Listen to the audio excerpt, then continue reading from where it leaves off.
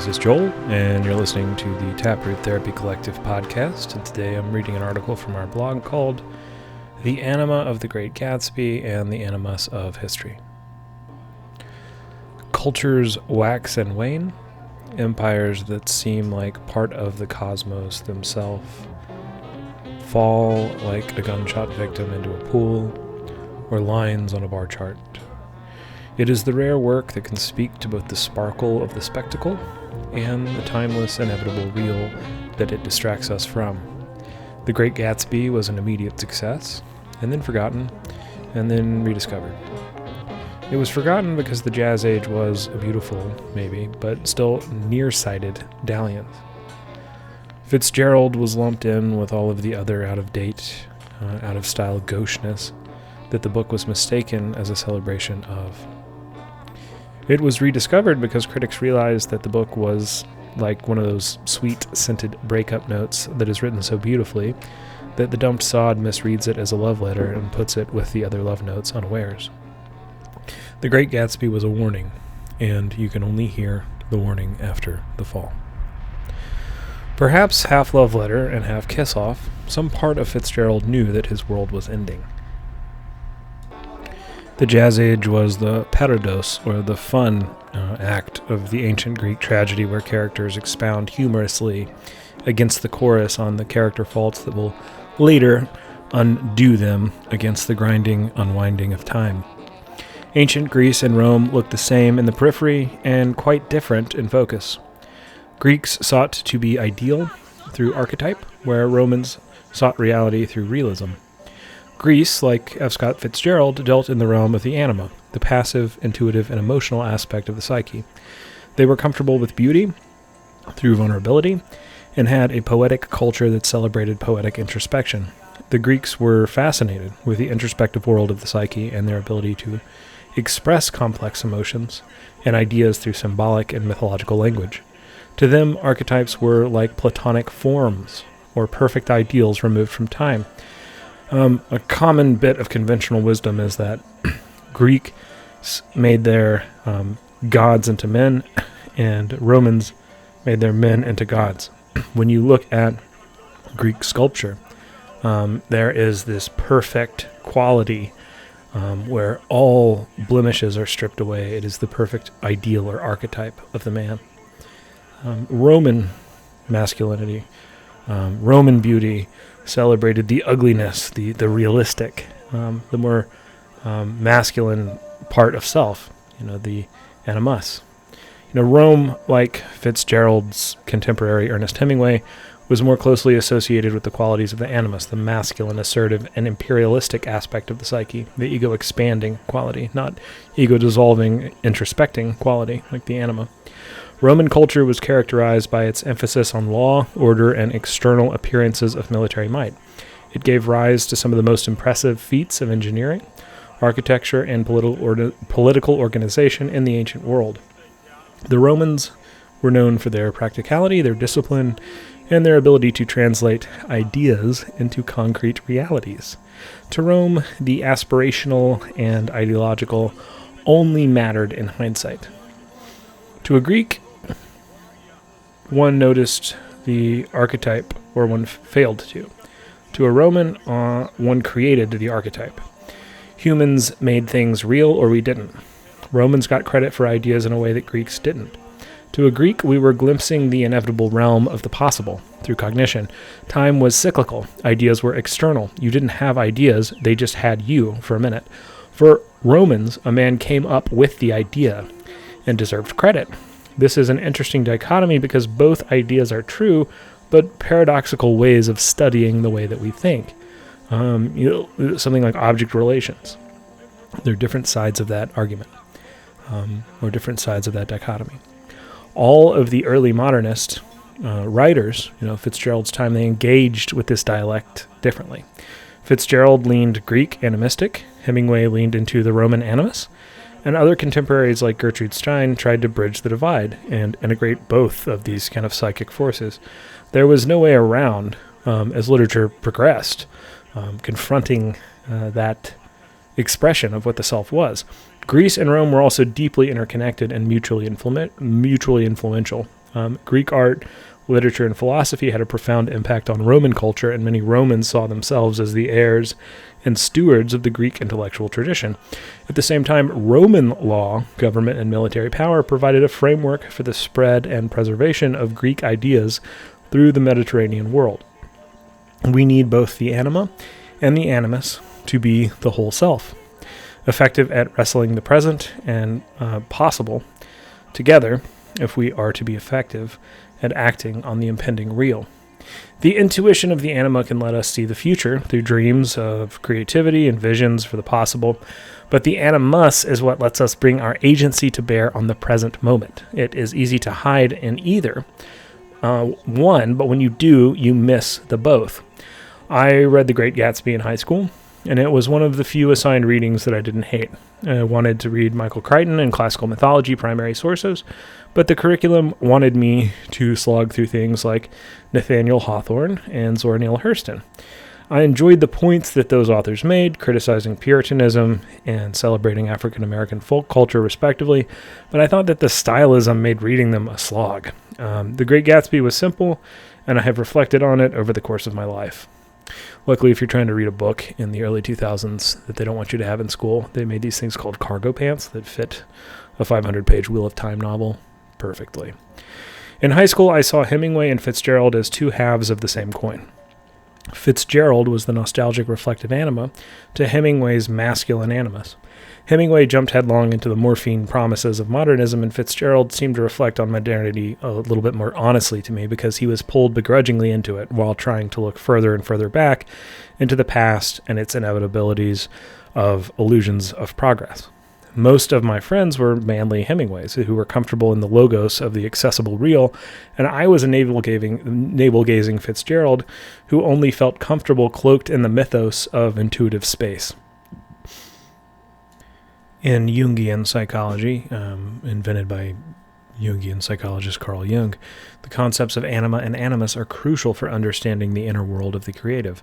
The anima represents the feminine aspects within the male psyche, while the animus represents the masculine aspects within the female psyche. A healthy integration of these archetypes is essential for wholeness in the person's personal life, behind the creative works. As a therapist, I find that those and other Jungian concepts usefully help me understand why certain people gravitate naturally to different things over the course of their life. Fitzgerald's life and work were dominated by his anima, which manifested in his nostalgic yearning for the past, his romantic idealization of many, many women, and his sensitivity to the nuances of emotion and beauty. While these qualities fueled his artistic genius, they also left him vulnerable to depression, addiction, and a sense of alienation from the modern world. It was this alienation from modernism while writing as a modernist that gave Gatsby a timeless predictive quality that Hemingway lacks. Ultimately, he was able to predict the future as a creative, but unable to adapt to it as a man. Hemingway, on the other hand, embodied the over-identified animus, the archetypal masculine energy that values strength, independence, and action above all else. It is the ego-expanding element of a person that would lead them to do something like create an empire, instead of dissolve themselves into the creative flow or fall in love. His writing, or to contact the intuition that might let one predict the future in the way that I would argue Fitzgerald did, whether or not he knew it. His writing, Hemingway's, celebrated the virtues of courage, stoicism, and physical prowess, and he cultivated a public image as a rugged adventurer of a man of action.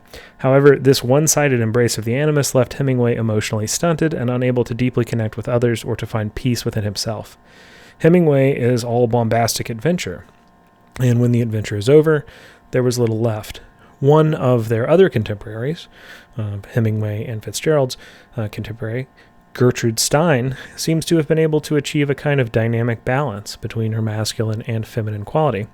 This is not to say that she was free from all psychological conflicts or blind spots, but rather she was able to channel her energies into her work and her relationships in a way that was largely generative, sustainable, and life-affirming.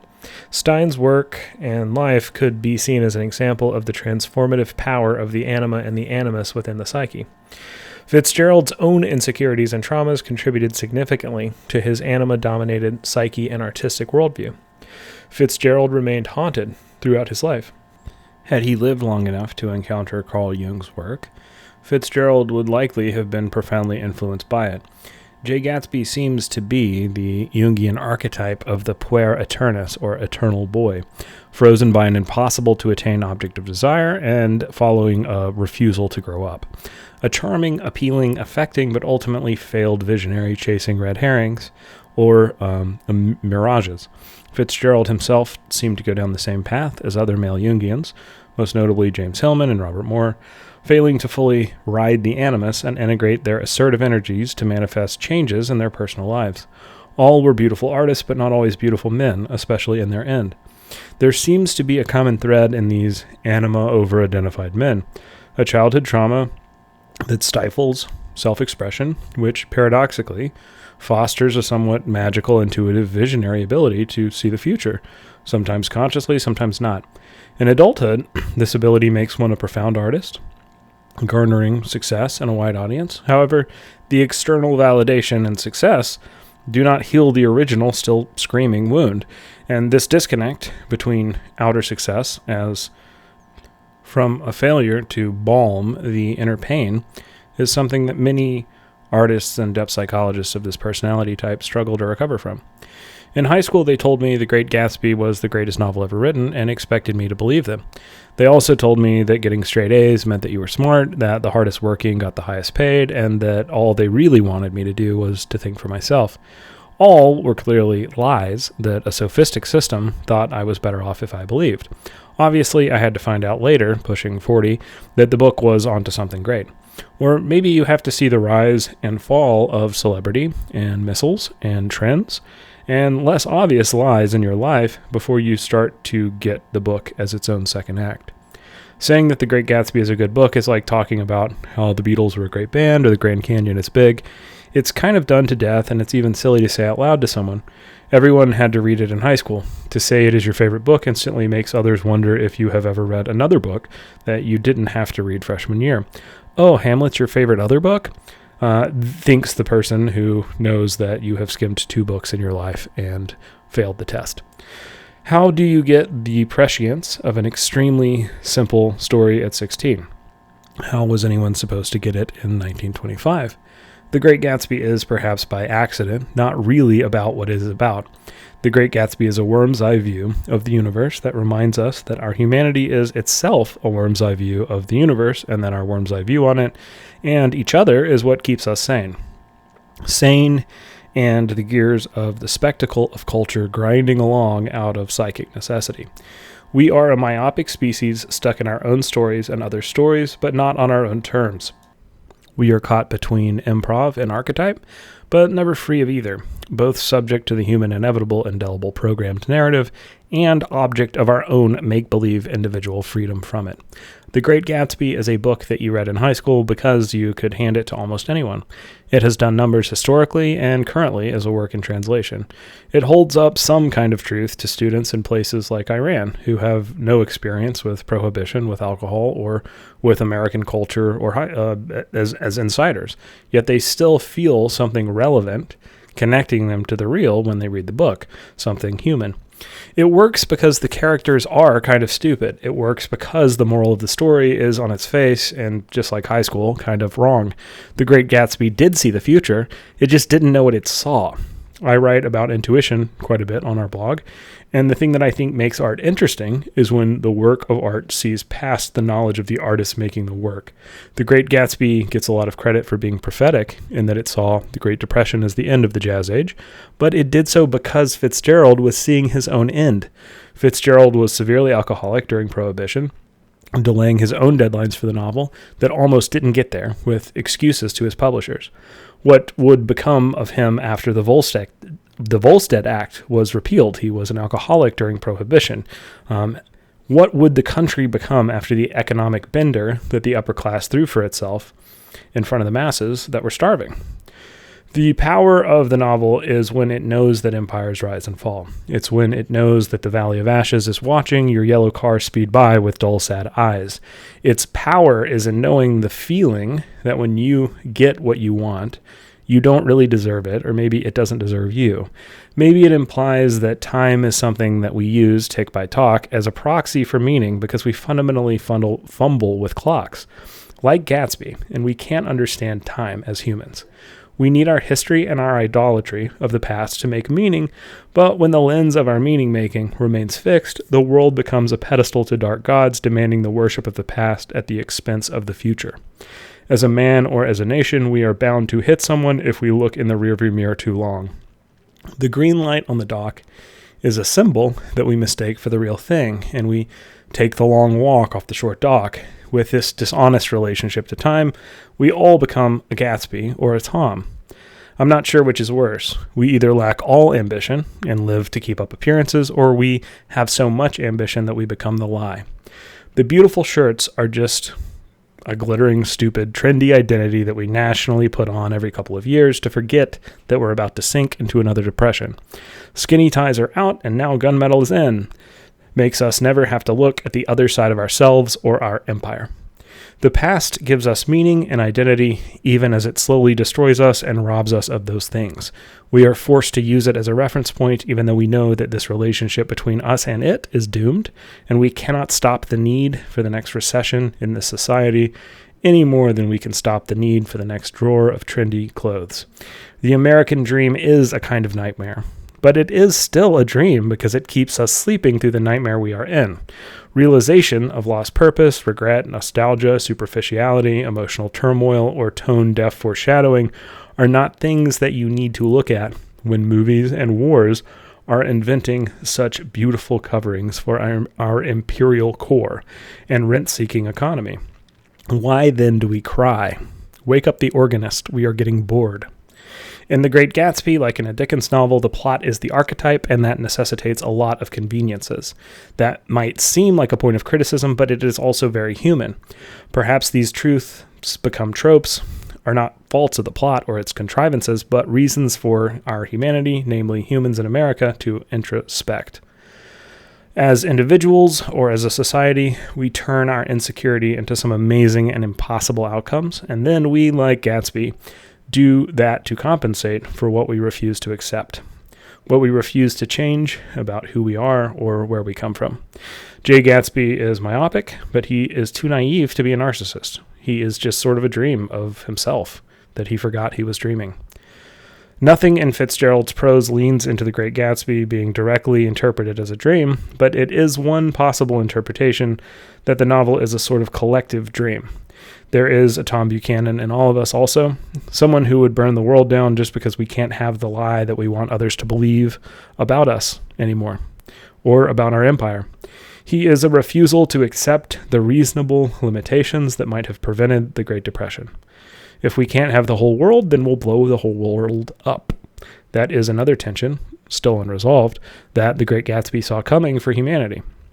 The two forces of the lie and the dream are the things that make the boom and bust cycle of recession and surplus that have sustained America, sustained the lie in the individual and the society.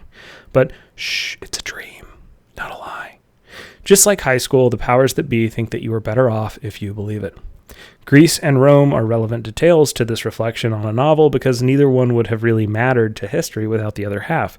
Greece invented culture and religious structure, and Rome became the megaphone to amplify the expansion of that culture. We study them as high school students, but we don't want to see those distinctions even now. The predictive element in Fitzgerald made him live in a timeless present.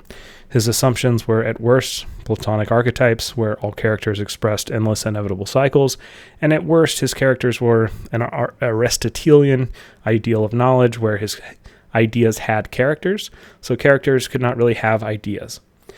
Hemingway lived in a Roman timeless present. Awareness of cycles of historical and social forces were not important. Maybe you identify with his archetype in his books, and maybe not. He could not see through them. America, when it needs to do advertising for a new product, movie, or war, will always side with Hemingway. I guess The Old Man and the Sea feels important to the individual, but it lacks relevance to the pathos and the later demos that society needs to really introspect well. God is still a broken down billboard, and the stupid or the insane in America can recognize God for what he is. If God is happy with what he sees, then we clearly are too distracted to notice him. And if God is unhappy, then he does not approve of my America, so he must not really be my God. This is the double bind that the eyes of T.J. Eckleburtt, long out of business, put us in. Love me, and you must not be infallible. Dislike me, and you must be wrong.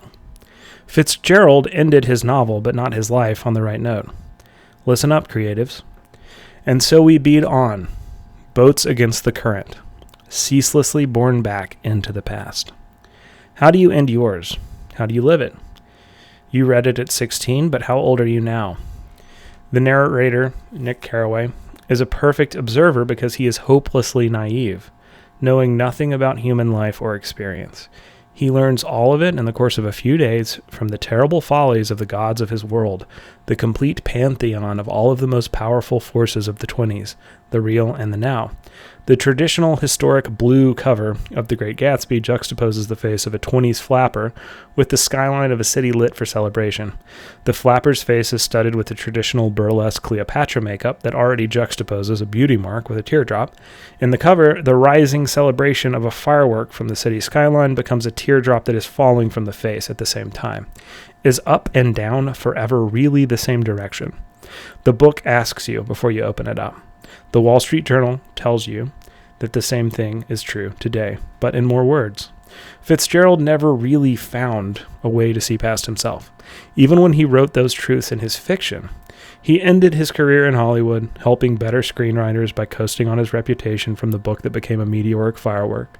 In the end, he became a cautionary tale, a reminder that even the most gifted among us are not immune to the ravages of trauma and addiction masquerading as intuition and artistry, and the weight of unfulfilled dreams. What does Nick do with the lessons from the characters in this book when it ends in the autumn of 22? Did he make it out of the autumn-summer cycles of New York, of the booms and busts, of the parties and the hangovers? Did he do anything with those lessons? Do any of us? Do we?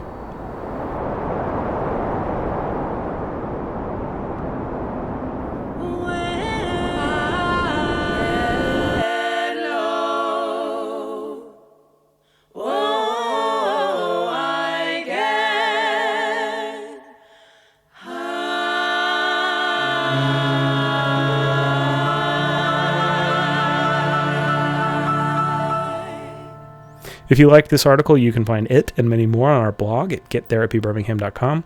We also have a podcast that you can find at gettherapybirmingham.com that has a wide variety of content, essays like this, interviews with authors, creatives, Jungian analysts, and many more.